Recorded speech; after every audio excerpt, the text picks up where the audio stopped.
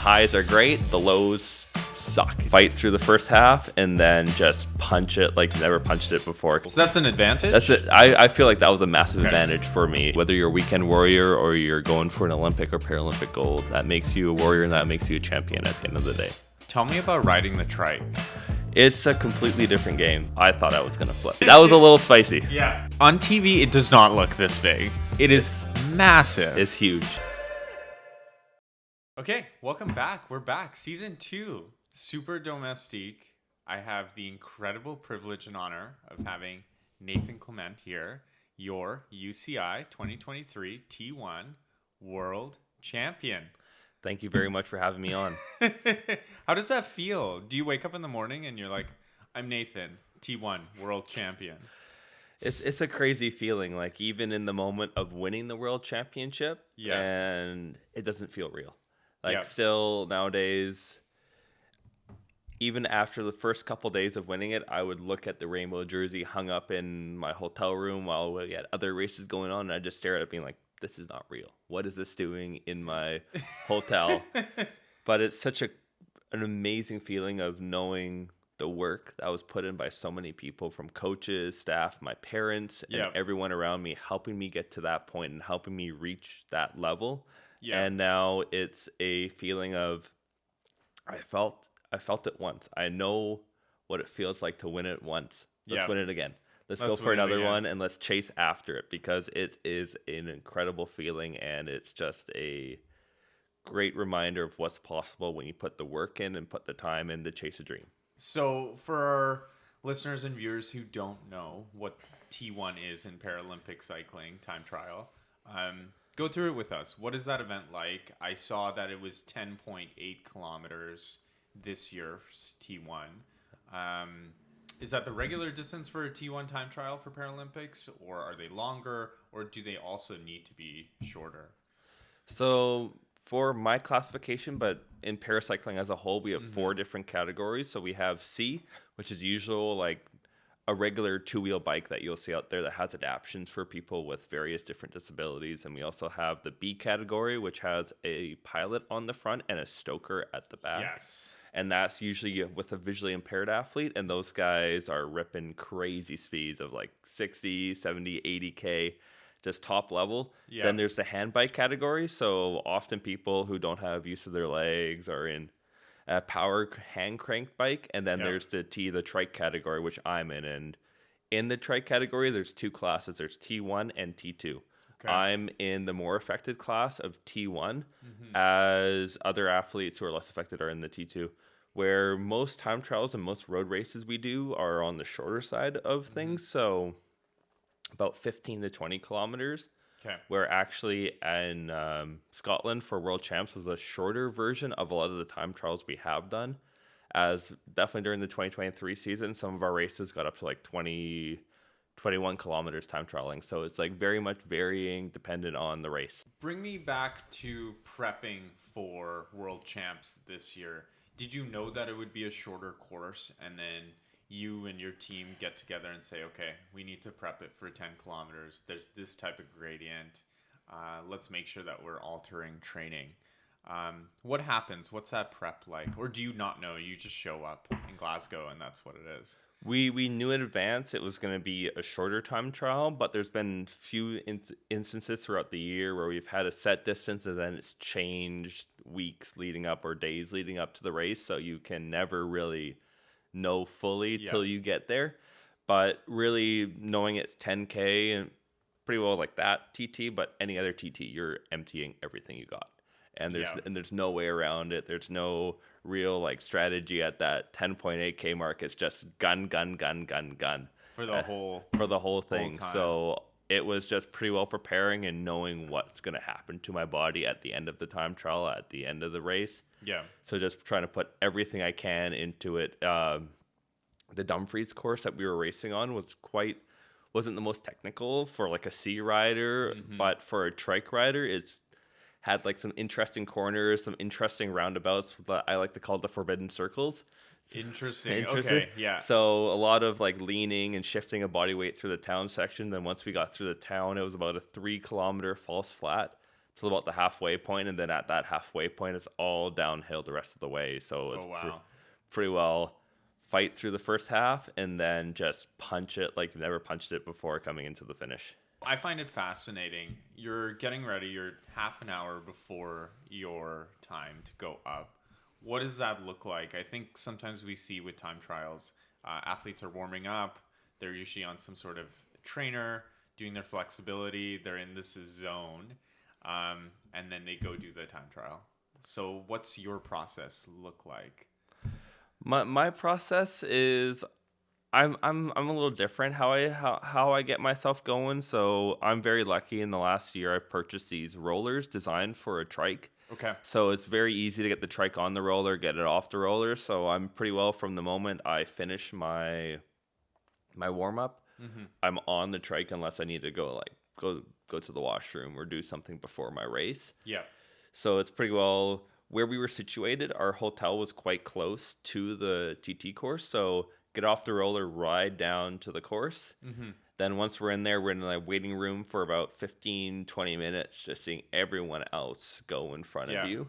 And there was no real order to our lineup this year, so I was one of the last athletes to go. So I got to see everybody go. So that's an advantage? That's it. I feel like that was a massive advantage for me. Yeah. Where in the past, I've had the previous world champions and previous Paralympic champions go after me. Mm-hmm. And I felt like I had a bit of an advantage there, but pretty well when you're riding in a TT, at least for me, when you're going 195 BPMs for about 20 minutes, it's unbelievable. Anything that's being said in your ear on the radio, you're trying to recognize it, but still, it's going in one ear out the other. I find it fascinating, the psychology of athletes during these type of high level events. What are you saying to yourself before, like the 10 seconds before?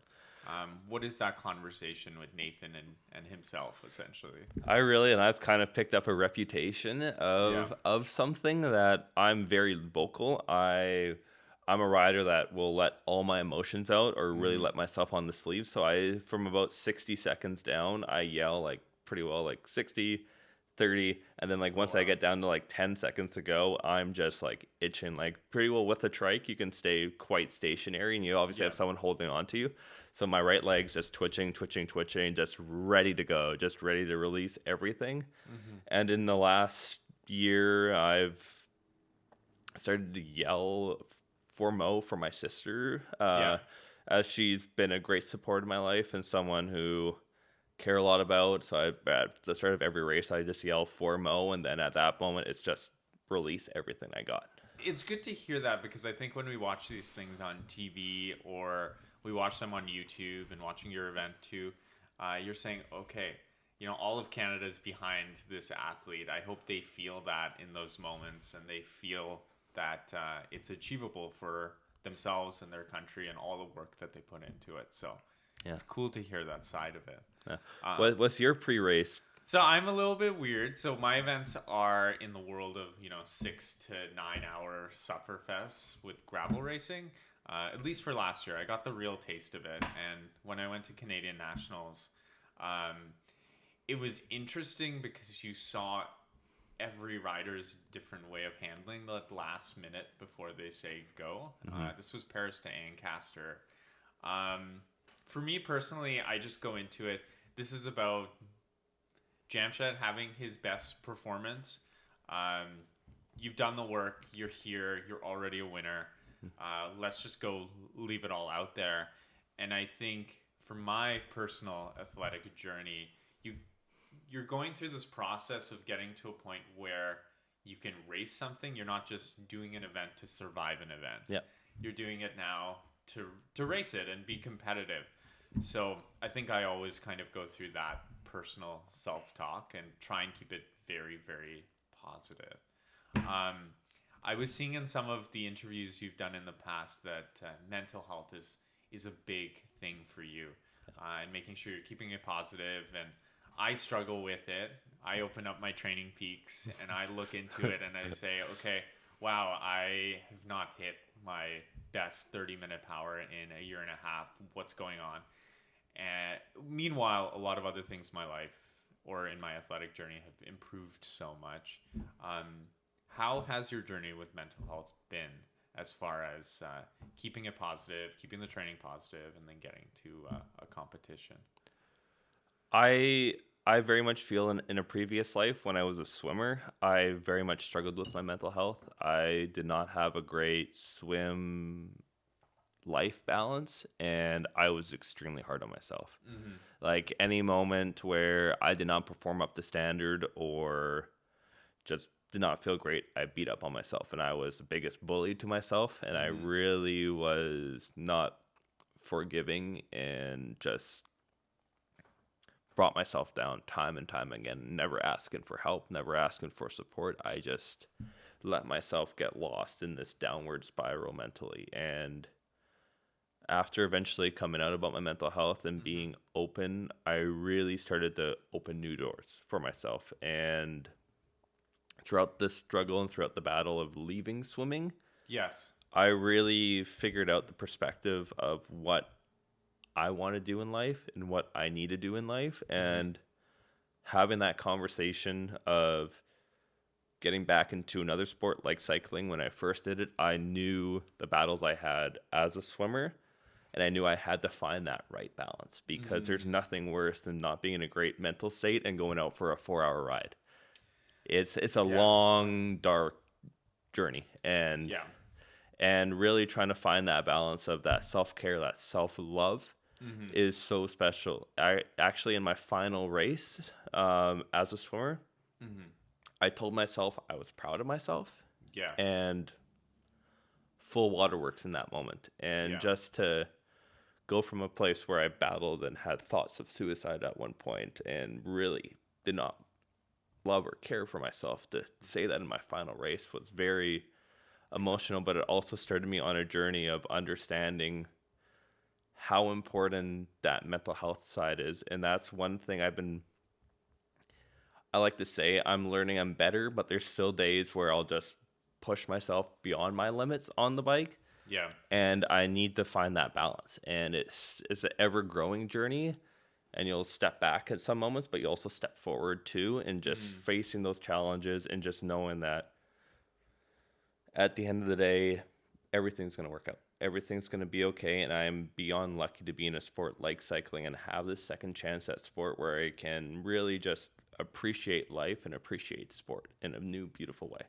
Then my question to you then is what's the advice now you would give to even athletes like myself who are weekend warriors, or even at the most elite level, around managing that, pushing yourself, but then not, like you said, beating up on yourself and getting in a negative headspace?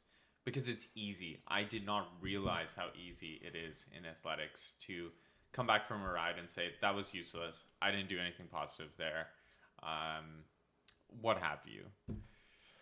One of the biggest advices is that perspective of sport. It's hard, but it's also one of the best things to do is take that step back and just understand you got to spend the last 3-4 hours doing something you love at the end of the day. And even though you might be drenched cold from the rain or just the cold temperatures, or your hip or your leg might be hurting, at the end of the day, you're getting to be out there on a bike, and you're getting out there just to experience life and just being able to ride and do sport at the end of the day. Whether you're a weekend warrior or you're going for an Olympic or Paralympic gold, it is a beautiful gift, the opportunity of sport, but also being out there and just the progression we've all been on in our journey. You may not be hitting your watts, you may not be hitting the right cadences or the right whatever your goal and target is, but at the end of the day, you do those tough days, you go through those rough patches. That makes you stronger, that makes you a warrior, and that makes you a champion at the end of the day. I think now when I get out in North Vancouver and in Vancouver, I'm thinking about how privileged I am to actually even do this. We're seeing not the best things happen all over the world, and we get to be here in a beautiful country, ride our bikes for fun and for competition, and that's our lifestyle, which is it is a huge privilege at the end of the day. So it's awesome that you gain strength from that. We're gonna switch gears. Okay. I really want to know. I saw your latest Instagram posts. Love them. Your journey on a rainy day with your friend Aiden. Give me your top 3 cafes in Vancouver. You're on a ride. You need that food. Where are you going? Oh, I don't know if I can do top 3, but I'll just say some great places that's been really good to me. Velostar has been fantastic. Velostar, I don't think I've been to Velostar. You haven't been to Velostar yet? No. I'll have to take you there sometime. Yes. It's a beautiful little shop on 16th and Heather.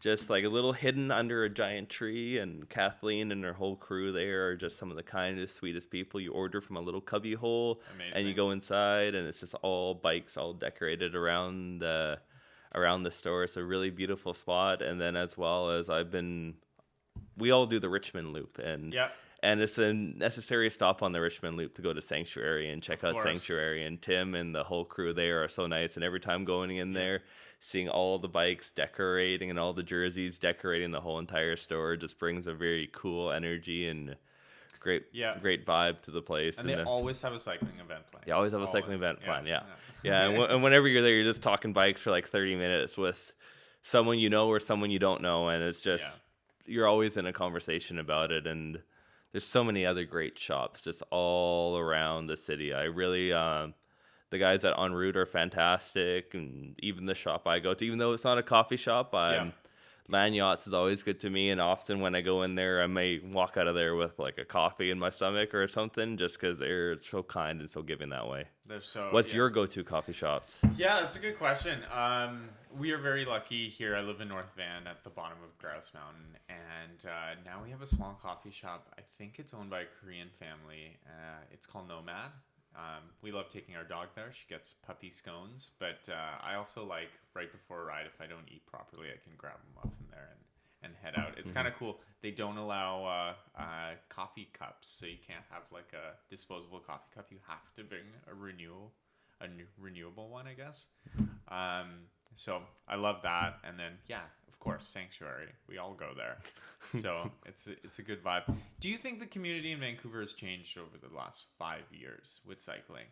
Because we felt an explosion. As someone who's been an athlete for so long in West Vancouver and Vancouver, have you seen the explosion? I have. I'm still fairly new to the sport. At the end of the day, I'm very much a COVID rider that started the sport up in... You know what they call us, right? They call us COVID babies, apparently, in the cycling world. Okay, so, on the national team, we're called COVID kids. So, Perfect. So I'm fairly new to the sport, but since I've been on the trike and since I've just been riding in general, I've felt a great warmth from the community, and I've been very fortunate to be a swimmer and be a soccer player. And in previous lives, I might have a sport commitment issue going on, but with cycling, the community's been so great. There's often times where I'm just going out for a ride, and someone will see the trike and want to know what's going on with that. What is the thing? Maybe sometimes in not the nicest way they'll ask it. But it's an introduction into the community, and it's a way to celebrate the sport and bringing everyone in together. Because I'm in a very unique world, getting to ride a trike and getting to be a part of this great cycling community. And I feel Vancouver's growing so much, and I hope I can continue to grow that by getting more paracyclists involved in the city and bringing other people in here and just showing this great world, whether it's races, group rides, and just celebrating cycling, but also the paracycling side of this sport. Tell me about riding the trike, because it's not what people think. It's a completely different game. It's a whole different way of riding. The first time I got on it, I thought I was going to flip. I thought I was going to crash because everything feels so wrong the first couple times you get on there, where we're so used to just that balance of being on two wheels. Where with the trike is pretty well where you shift your body, that's where you're going to go. And you have to really sense and almost like anticipate where you're going to be heading. Mm-hmm. And often one thing I really had to figure out quick is when you're going to corner, especially if you want to corner at a bit of speed, you have to throw your body weight like almost like a MotoGP rider. Oh, so crazy. So for me, who has limited use of my left arm and left leg, when it comes down to shifting and throwing that body weight, I can only do it so much on one side of my body. But on my right side, I can get down low and get a lot further on the bike. So it's quite a tricky game, and there's even been times where I haven't been paying attention. Yeah. I might be more upright, and I've like got up on like two wheels, or even one time on the Low-He Highway, I got up to one wheel on the bike, and that was a little spicy. That was a little spicy. Yeah, absolutely.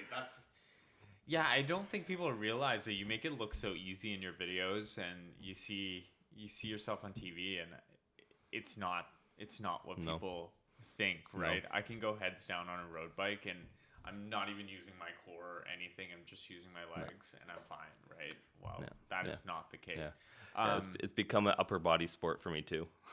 So talk about that a little bit more, right? We always been prescribed strength training and off-season training. What does that look like for you? Because you're not just using your legs at this point. Yeah. For me, it's we work on, and I have a great trainer, Matt Fleece, with the UBC, and the UBC has given me great access to their gym to do a lot of my training and a lot of my S&C work there. For me, a lot of my training is based around hip flexibility and arm flexibility, just because there's a lot of more range of motion as opposed to riding two wheels, and just the wear and tear of my body. Of the power discrepancy I have on one side versus the other side, as like even the length of my arms are longer, so it's a lot of like flexibility, range of motion, just really making sure that my body's able to withstand when I'm riding at a high heart rate or a high tempo for however long a TT or a road race is. So there's a lot of work of just maintaining the body and making sure that it's going to be able to withstand long, rough events. Yeah, I could definitely seeing that being the case. So through your athletic journey, and even in my own little way, what are the things in your normal life though that have gotten easier with all the strength you now have in your athletic side? Is it easier to, I don't know, take out the garbage? Is it easier to help someone with something heavy? I know it sounds silly, but believe me, like after about 3-4 years doing this, I'm like, wow, it's easy to do this task.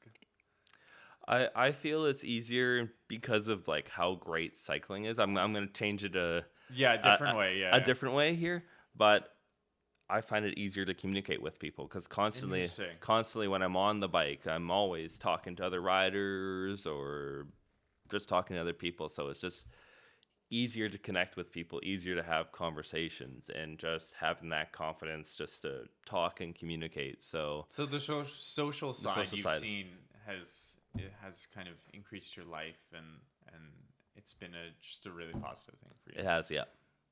That's outstanding. So what are you focused on now? You got something big coming up.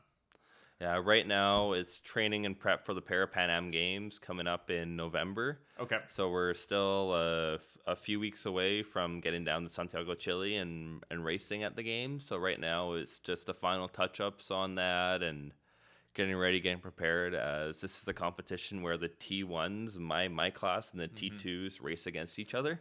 Interesting. So in the time trial, I have a factored time. So the T2s will have 100% of their natural time count for them, but I'll have a factored percentage of that. So usually in years past, it's about 87% of, I don't know the science, I'm not a math guy, but 87% of the factored time. So they'll take a percentage of my time off. But in the road race, it's head-to-head. Whoever wins wins. So it's going to be a great measuring stick of how far do I have to go to keep up with these guys, because I'm very lucky. Dennis Connors, who races with Project Echelon and also is the world champion from the US in the T2 road race, is a great rider, and I'm looking forward to going up against him, as well as Juan Bedencourt from Colombia. And these are top-level guys that I get the chance to race up against and just see how I match up. So it's going to be a great opportunity to race against some of the world's best and learn and grow as an athlete. Yeah, what are your big takeaways when you go to these events and see other athletes like yourself? Do you take a look at their position, what they're doing before a race, how they're racing? Are you analyzing, learning from them, or with Paralympics is that you have to very much be an internal athlete and figure out what's right for yourself, and you can't necessarily take what others do. There's always that side where everyone's disability is different at the end of the day. Like there's one rider I go up against who is right side affected. It's a very similar condition, but he's right side affected. But there's always measuring sticks that you can take from everyone. And if you're not going into a race, no matter what level of rider you are, or just a general training ride, and you're not trying to learn and grow, then you're setting yourself up for failure in the long term. And that growth and that learning opportunity can be such a great gift. So every time I'm up there, whether it's watching their cadence, watching how they distribute their power, their turning, their braking, even how they're able to just sprint. Because I had one race in Ostende last year where it was me and 3 other guys fighting for the line in a sprint. I was the one that fell on the outside coming forth, but just seeing like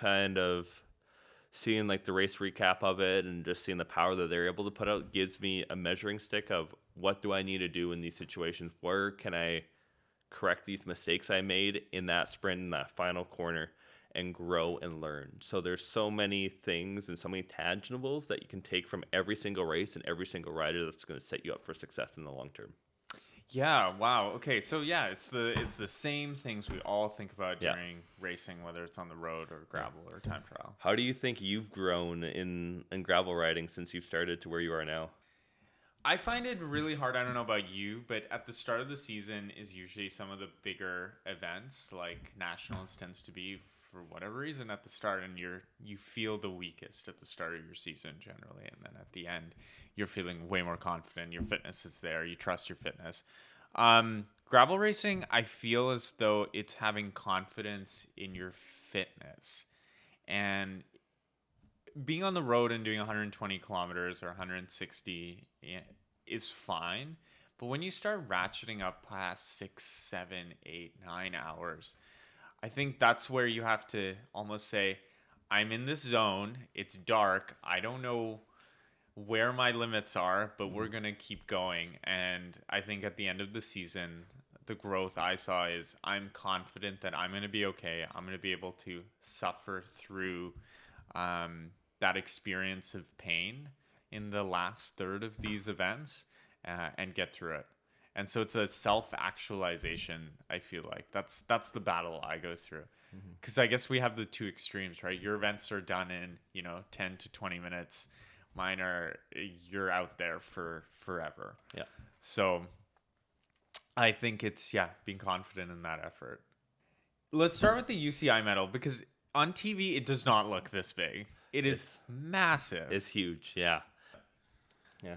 This is from the road race at the World Championships in Dumfries. It is a brick.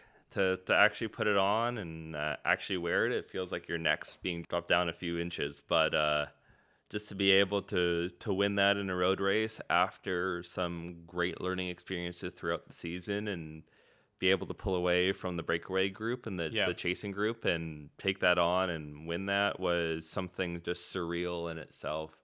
Can I ask what you thought of first when you realized you won, or they announced it, or however you saw your time? And after the TT, and one thing I've been really working on is helping my body recover. As I mentioned, like a lot of my TTs, I'm averaging 194 to 195 BPMs at the age of like 28, 29. That's a very high number. Crazy. That's a little crazy. Yeah. So the recovery and the turnaround on my body can be a bit of a challenge. So for me in the road race, did not start the way I wanted to, but as the race was progressing, I thought I had an attack partner who was going to help me chase after the 2 lead guys. Turns out I was on my own there. It was a fight for myself. But as we were coming down about 6-7K left, I noticed there was a little bit of a gap between me and the chasing group I was a part of. Yes. And at that moment, like any rider, you just look back and you're like, I got to lead. Either I go back to the group or this is about to hurt a lot. Yeah. And at that moment, I just went for it. And about 7K TT, nearly caught the second place guy in the process of doing it. It was about 14 seconds behind him, closed about like a 40-second gap, I think. Yeah. So is somewhat in that process, but just riding at 200 BPMs, just trying to catch and get up there into that silver medal position, but getting across the line and knowing that I was able to pull away.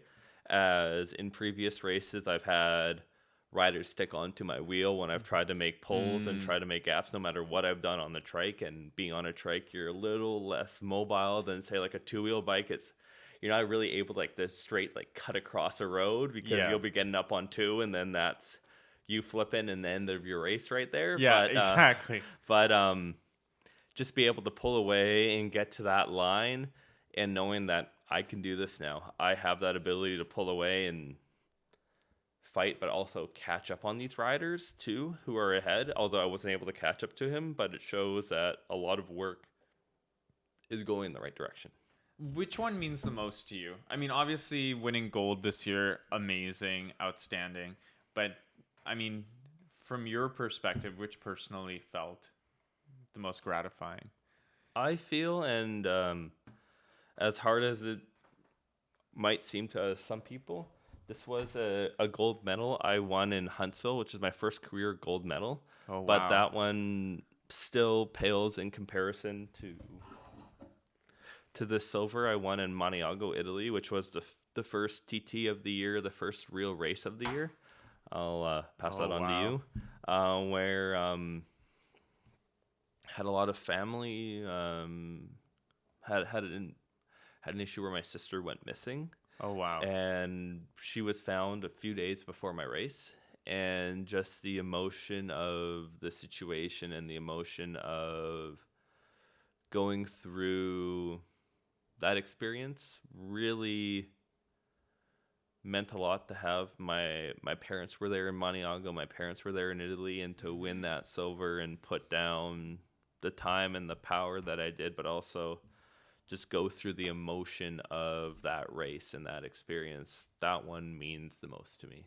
Maybe I can ask you also this. How does it feel having family at these events? I think some of the things that we struggle with whether it's gravel or road, it's like you never really see your family in these events. You kind of see them at the end of the journey. What's it like that you get to actually have your family there and see the whole thing? It's really cool because it's, as many of us in our own journey, it's not possible without our parents, whether they're directly with us in cycling, whether they're coach or just someone you ride with, or indirectly, whether it's just that support or support in previous points of your life. And just having those sorts of people there means the world, just to celebrate the highs, but also be there in the lows, because it's never just a straight trajectory for us. It's a roller coaster, and it's usually the highs are great, the lows suck. And to have my parents there, but also for my mom, who recently retired at that time, to get to spend time in Italy and then go travel around Italy with my dad, and then go to France and go to Belgium and see parts of the world that she's never seen before. And same for my dad too. It was really, really cool to know that they're able to appreciate time away from the work they were doing and just live and get that stress off.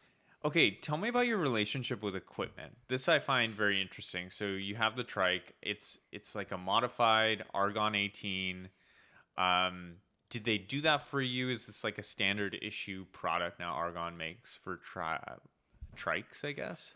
So the Argon 18, the Gallium Pro I have, it's Cycling Canada. It's a regular bike. We've just taken the where the back wheel would be, and we've put an adaptation kit of the Trike onto there. So what's great about a lot of Trike kits is you can pretty well like get it onto most bike frames. It is a bit of a pain in the butt to get it on and off, but once it's on there, it's on there. It's on there for good. Yeah. Okay. Yeah. And so there's a lot of great adaptation with the kits itself, where for me, only having use of my right arm, I can use my left arm in some ways, but I don't really want my left arm grabbing onto a brake or switching gears, because that's when life gets a little too zesty for my liking. Yeah, okay. And a little too spicy.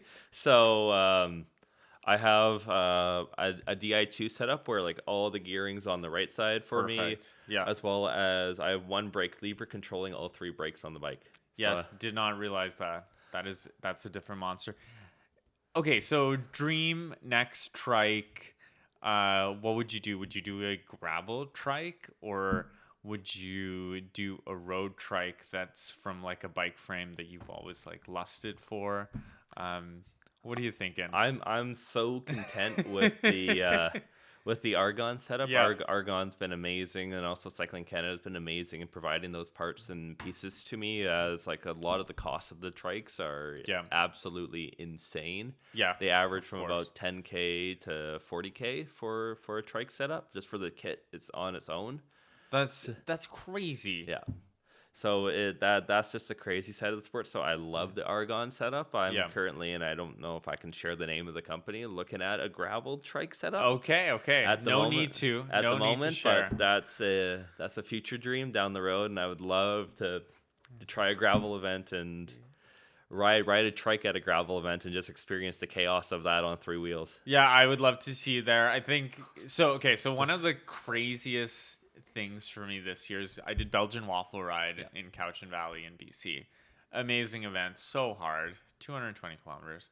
But the hero, in my opinion, of that whole event was Tyrone. He's a guy in Vancouver, a great athlete, great personality in our cycling community. But he did it on a fixed gear.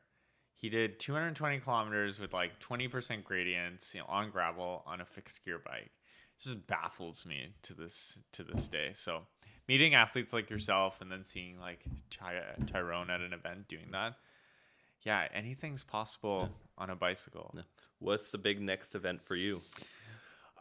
So I'm gonna try and focus on mountain biking. So when I was a teenager, I was a mountain biker. I did BC Cup and it was part of that world. So picked up a mountain bike this year. So the big event is 24 hours, 12 hours of Golden. So we're in Golden, BC. We ride our mountain bikes for, I think about 24 hours on teams of 2. So doing it with a friend, Steve. That should be pretty ridiculous. I've never done a event like that where it's kind of a time trial and you're doing a team time trial over 12 hours. Tell me, other than cycling, other than your athletic pursuits, what does Nathan do? So right now I'm working in television with a network called Accessible Media Inc. So I'm a community reporter on one of their shows that mostly talks about the current events happening in Vancouver. Yep. And how it's accessible for people with disabilities, as well as I work with a production company called Evergreen Productions, where I do a couple shows with them. One's called Level Playing Field, where we tell the story of Paralympic athletes, their journey, but also introduce people to Paralympic sport and other parasports. So the previous season, I've done a little segment of Sport Explain, where I'm mostly describing and educating myself, but the audience too, on various different sports and bringing everyone into the world. What's the para sport that you enjoy watching the most? I love them all. I love wheelchair rugby. I love. I need to watch wheelchair rugby. Obviously, it's this craziest sport. I also really enjoy what was called sledge hockey. Now it's called para ice hockey. Okay.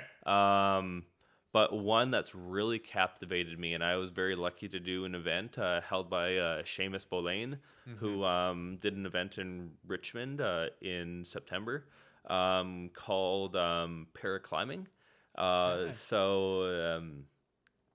Adaptive climbing, which is one of the most challenging, but also one of the most beautiful sports out there.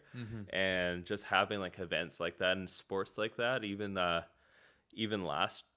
yesterday, in the middle of October, we had an event called the Paratough Cup, where we have different people come out and try various different para sports. So there was para ice hockey, wheelchair basketball. And people can just try it out. Wheelchair basketball, but also sitting volleyball too. And just seeing how people move around on the court, because you have to have one butt cheek seated on the court at all times when you're moving around playing the game. So it's quite a challenge, and even like learning and hearing stories about goalball too. Because goalball is a sport where all the players are visually impaired and have blindfolds over their eyes, so they can't see, and then they have a ball that weighs about 3 pounds coming at them about 50, 60K an hour, and they're trying to like dive and save the ball from going in the goal. So there's so many cool, unique para sports out there that I just love to view and love to watch and just hear the stories and hear the people that are in them. I didn't even realize there was that breadth and variety of sports. So I'm going to YouTube and check all this out for sure. I hope everyone else does. Leave us with some words of wisdom. You may not see the progression at the moment, but it's the love, it's the passion. And no matter what it is, just love doing it. Let that be like your release. Let that be your celebration. And just go out there, whether you're not going to qualify for a games or you're just going just for the fitness of it. It's one of the greatest gifts to have these leisures, to have these sports that captivate us, encapsulate us, whether it's sport or not. Just let that be you and let yourself celebrate and enjoy the journey of getting to do it. That's beautiful. Make passion the North Star of why you're doing your sport. Nathan, thank you so much. It meant a lot to me that you were our first guest this season, and you're here in my house in our living room. So thank you so much. And we'll see you out there, hopefully on a gravel trike. That's the goal, right? Yeah. We'll get you on the trike. See, now that I know that it's so difficult, I think I have an advantage because I know what to expect. But we'll see. I have no idea what I'm expecting. Okay. Amazing. Yeah. Thank you, Nathan. Well, thank you for Fist having me. bumps all around. Thanks for checking out the Super Domestique podcast. Follow us on Instagram or find us at thelastdrop.cc to learn more.